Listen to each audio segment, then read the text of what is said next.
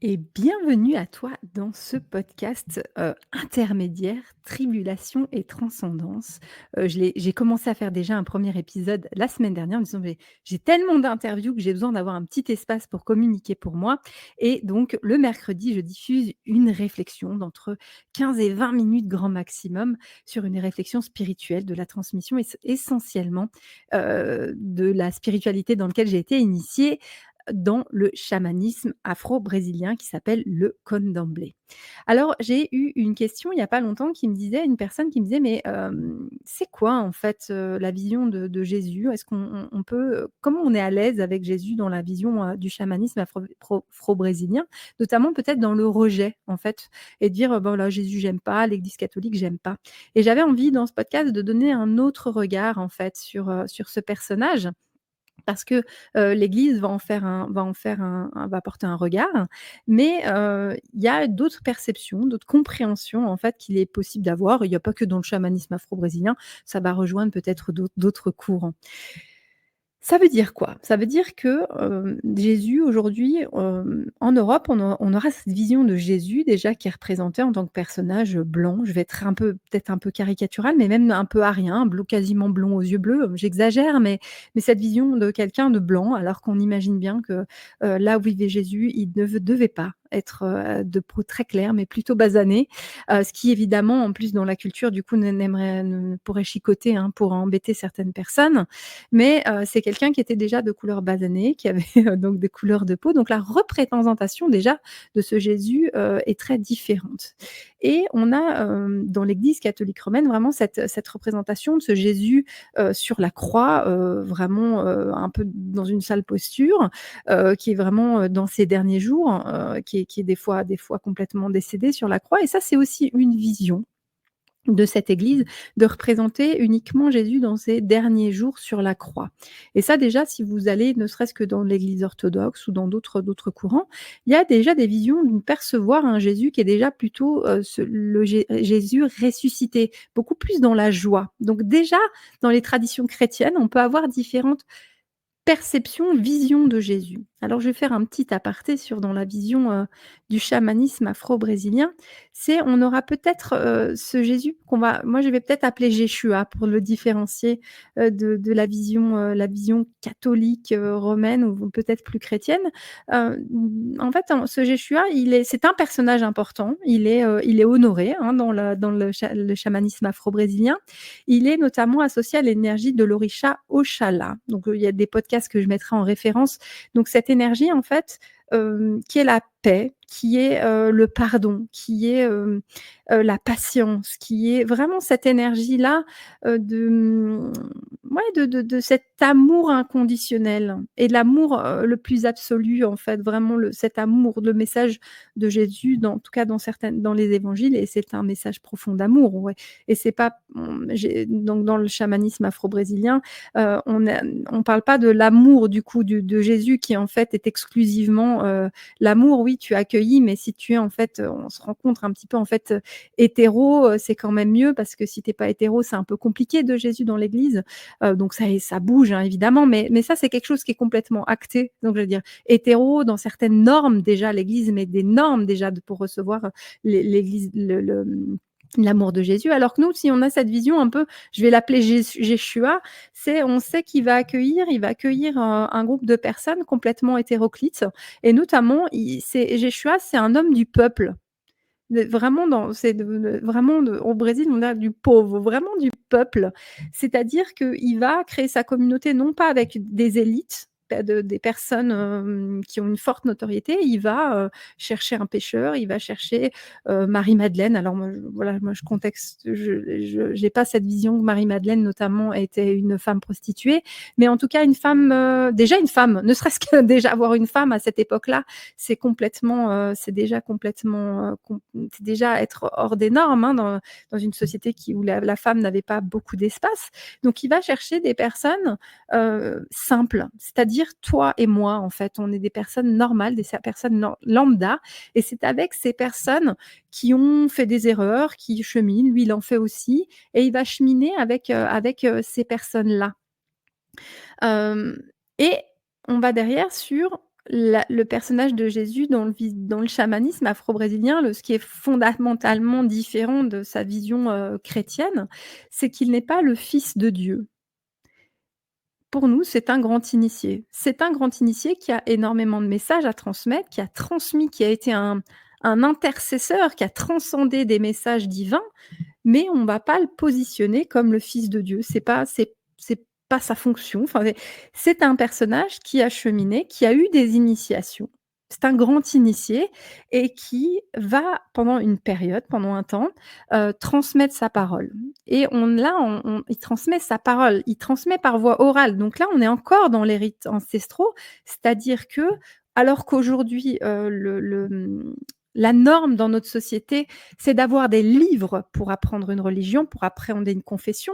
Il faut que les prêtres aient un certain niveau d'études, il faut avoir fait, théologie, il faut être allé à l'université pour avoir le droit de transmettre et Jésus n'était pas dans cette vision-là, il était dans une vision, qui est pour nous liée aux savoirs ancestraux où on transmet par l'oralité, on transmet par l'expérience, on transmet avec des liens sur la vie de tous les jours. On transmet par des métaphores, des contes. Il va raconter, hein, les paraboles de Jésus. On n'arrive pas à les appréhender comme ça parce que ça permet d'entrer dans une introspection de qu'est-ce que ça fait. Il donne pas des vérités absolues.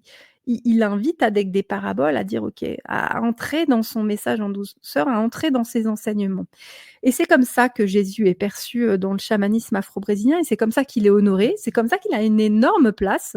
Il a une place parmi tant d'autres chez nous, c'est-à-dire qu'on aura un autel où Jésus a une importance et il sera dans quasi tous les autels du chamanisme afro-brésilien, dans les traditions du Candomblé, de l'Umbanda qui sont ces ramifications, afro-brésiliennes. Je pense que dans la Santeria aussi, cubaine, je suis sûre que dans le vaudou, béninois, le vaudou haïtien aussi, il a cette vision-là. J'avais parlé, au Bénin avec un prêtre qui m'a dit: «Mais c'est un grand initié et voilà, il a fait des initiations». Quelqu'un me disait: «Mais Jésus, c'est un grand prêtre vaudou, il savait soigner» et Jésus est un grand prêtre vaudou, ça peut vous paraître complètement, aberrant ou excentrique, mais un prêtre vaudou, c'est quelqu'un qui va soigner, qui va être auprès de sa communauté, qui va transmettre des messages, de ce qui est plus grand que soi. C'était la fonction de Jésus, hein, de Jéshua, c'est-à-dire il avait reçu des initiations, il a reçu un apprentissage hors du commun, hors des normes et ça je crois que tout le monde rejoint cette vision-là. Il a une dimension d'un être qui a une sagesse extraordinaire qu'il reçoit d'une forme de transcendance, c'est-à-dire la transcendance de ce qui est plus grand que lui, d'au-delà de lui-même et il la transmet au peuple par oral, non pas par un livre, difficile à comprendre et difficile à aborder. Il n'a fait que parler et là, on est dans les rites ancestraux, on est dans les sagesses ancestrales où on transmet par la parole, on transmet par des contes, on transmet en étant en contact des personnes et il va comme ça, voyager pour porter, le message des initiations qu'il a transmis et notamment, il va, soigner, il va guérir, aussi bien d'un point de vue physique. Alors évidemment, on a toujours une grande, on est toujours un peu épaté par les personnes qui font des guérisons, physiques, qui permettent à un aveugle de voir, qui permettent à un paraplégique de pouvoir marcher et finalement, si on le ramène dans quelque chose de métaphorique, aussi, c'est dire, permettre à un aveugle de voir, c'est finalement d'éveiller la conscience, d'avoir une nouvelle perception et des fois, c'est d'appeler Jéshua, d'appeler ce Jésus pour dire: «Mais permets-moi de regarder différemment le monde. En fait, peut-être que j'ai une vision et je suis aveugle à certaines choses, je ne vois pas certaines choses et Jésus a cette force et cette puissance quand on le prie, cette accessibilité à tout le monde, c'est-à-dire que, Jésus répond à tout le monde, Jésus a une tolérance pour tout le monde, Jésus est accessible, c'est ça cette grande force de cet initié. Jéshua a cette disponibilité pour tout un chacun qui l'invoque et tu peux lui demander de dire: «Ben, voilà, il y a là quelque chose que je ne vois pas» ou, «Il y a quelque chose que je ne perçois pas». Des fois, on a ce petit truc de dire: «Mais je regarde pas les choses sous le bon angle pour les voir correctement» et Jésus, quand on le prie, quand on crée une relation avec lui, ce Jéshua, cet être initié, il a ce don-là de nous permettre de voir. Donc ça, c'est quelque chose qu'on peut appréhender, en tout cas dans sa relation-là. Donc cet être qui, est exclusif, donc dans le chamanisme afro-brésilien, Jésus est dans le panthéon, mais comme il y aura aussi Marie-Madeleine qui est présente, comme il y aura des orishas, comme il y aura, on pourra retrouver, même d'autres courants spirituels, qui vont être dans les panthéons parce que la conscience, c'est que, heu, le Dieu le Dieu unique au-dessus a envoyé dans différentes traditions, différents ambassadeurs et Jésus est un ambassadeur parmi tant d'autres. Qui alors ça ne, entendez-moi, c'est pas que je vulgarise ce qu'il a fait, c'est quelqu'un qui a énormément ramené de sagesse, qui a on en parle encore, 2000 ans plus tard, donc vraiment il y a eu cette transmission-là importante qui a été faite. Néanmoins, il y a d'autres personnes qui m'ont apporté ça. Vraiment, c'est d'essayer de regarder où Jésus a une part, qui n'est pas exclusive. On peut prendre ses enseignements, mais on peut prendre aussi ailleurs et c'est pas, antinomique, c'est pas incompatible et le message le plus profond de ce Jéshua, le message le plus profond de ce grand enseignant qui est venu incarner, une force qui a permis à son corps physique, de descendre sur terre, cette énergie-là, elle est accessible à tous. Alors, vous savez que donc dans la religion chrétienne, il y aura vraiment des débats sur des questions théologiques, sur des livres. C'est pas la vision, en fait, qu'en a le chamanisme afro-brésilien parce que tu peux aller te connecter à cette énergie-là, si tu le souhaites et tu as pas à avoir de prérequis de: «Je suis bien» ou «Je suis pas assez bien». Ce qui te demande, c'est d'arriver dans la vérité, dans l'authenticité, comme dans toute confession et dans toute divinité, hein, et il t'accueillera comme tu es. Et c'est-à-dire que quel que soit ton où tu es en ce moment dans ton cheminement spirituel, où tu es en ce moment dans tes doutes, dans, peut-être une période où, une période un peu plus obscure de ta vie, dans le sens où tu vois moins le sens, où, tu peux avoir des doutes sur ce qui va arriver ou comme tout un chacun, comme parce que tu es en train de vivre sur terre, hein, tu es en train de faire une expérience et il peut être là à des moments pour te permettre de voir. Si tu es immobilisé, sans être tétraplégique, si tu es immobilisé dans ta vie, il peut, par la prière, par la communication, par le lien que tu crées avec lui, te permettre de marcher parce qu'il a ces initiations-là et tu peux te connecter à ces initiations, tu peux te connecter à ces enseignements sans passer par un livre. Alors je sais qu'il y a peut-être des gens qui vont me détester dans ce podcast, mais moi je voulais vraiment la transmettre cette vision importante du chamanisme qui est, d'être dans l'expérience de et tu n'as pas besoin d'être un grand sage, un grand érudit.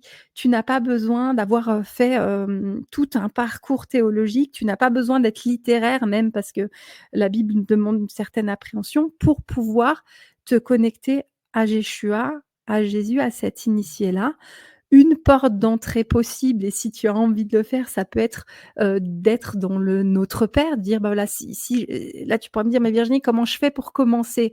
Il y a une porte qui a été donnée, c'est le Notre Père. Donc, tu peux l'apprendre, tu peux le lire, tu peux l'écouter en chanson, tu peux l'écouter voilà, il y a même des chants de plus même modernes, il y a des chants anciens pour commencer à appréhender ce temps de recueillement, dire: «Bah, tiens, je peux commencer par un Notre Père, hem et voir ce que ça fait en moi et d'expérimenter». Alors peut-être que il y aura rien au départ, peut-être que tu auras pas de communication au départ, peut-être qu'il va te falloir un petit peu de temps. C'est comme tout chemin spirituel, faire l'expérience, c'est, pouvoir te relier à un moment et ça peut te tomber dessus. Il y a certaines personnes, moi j'ai beaucoup de personnes qui vont me témoigner de ce lien avec Jéshua où un moment, pour autant, ça peut être, l'Église dirait des grands pécheurs ou des personnes, voilà, où on pourrait c'est pas des grands mystiques, des grands élus et qui peuvent me témoigner dans toute leur intimité, dire: «Ben, à un moment, je sais pas ce que j'ai fait, je vais pas à l'église, mais je me suis installée, j'ai commencé à prier et j'ai ressenti quelque chose» et ce petit quelque chose, c'est ce que je vais appeler la grâce et à un moment, il y a alors ça veut pas dire que c'est à la première fois, c'est peut-être pas à la 5e fois, ça peut être de tenter comme ça.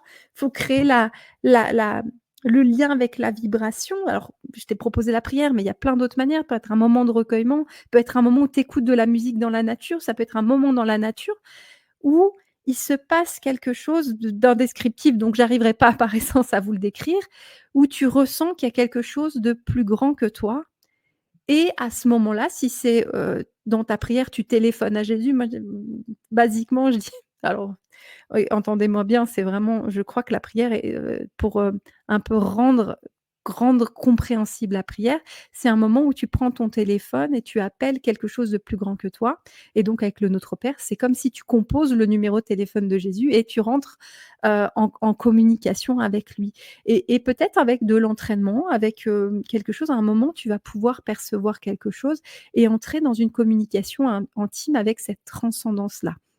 Et ça, c'est quelque chose qui est complètement, établi dans le chamanisme afro-brésilien, où Jésus est reconnu comme un initié qui a une très forte capacité de guérison, qui a une très forte capacité de soutenir les humains et qui a un amour infini qui peut, à un moment, consoler, les cœurs quand, à un moment, on a peut avoir, comme tout humain, des moments de désespoir. Donc il y a cette énergie-là. Dans le chamanisme afro-brésilien, on est conscient que la vie n'est pas facile, la vie incarnée n'est pas facile, c'est une expérimentation. On est dans une dimension, où tout un chacun, tout être humain est en train de vivre une expérience. Et s'il y a quelque chose qui est commun à tous, il y a pas de quel que soit le niveau spirituel de la personne, même si tu as par exemple un grand maître spirituel ou même ça peut être un pasteur, un prêtre, même le pape, vous voyez? Il est en train de vivre une expérience. L'humain derrière le pape est en train de vivre une expérience, alors somme toute unique, particulière, mais l'homme avec un petit H, est en train de vivre l'expérience de nos jours aujourd'hui qui est c'est quoi être le pape François? C'est quoi, en fait, pouvoir être le pont entre le divin et les humains? Il est ce canal et il est en train d'expérimenter ça et l'homme, tous les des fois, le soir, doit avoir des doutes,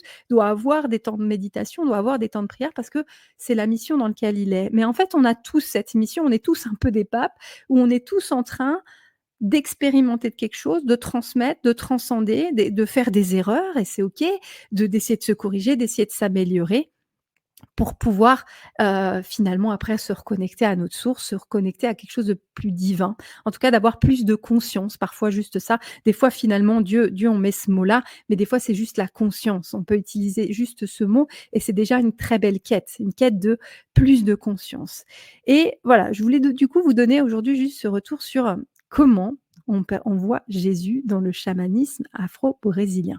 Si vous avez des questions, s'il y avait d'autres aspects, n'hésitez pas à me partager. Je vais continuer à faire comme ça des petits billets sur, cette compréhension peut-être de cette autre vision qu'il est possible d'avoir sur, la spiritualité. J'espère qu'en tout cas cet épisode t'a été utile, t'a donné un autre regard, t'a ouvert notre dimension au niveau de ta compréhension du monde. Si tu as aimé, n'hésite pas à, liker, partager, mettre des commentaires aussi sur la plateforme d'écoute, mettre des petites étoiles, ça me permet aussi de sur la plateforme de mettre des notes. Ça paraît bête, mais tu sais que, bah, voilà, je transmets avec ce podcast en toute, voilà, avec toute ma disponibilité. J'essaye de faire au mieux pour que le contenu soit le plus pertinent et ça me permet, moi, d'avoir un retour de soutien et surtout de savoir ce que vous en pensez et d'améliorer aussi en fonction de vos retours les thématiques que j'aborde. Je te souhaite en tout cas une très, très, très belle semaine.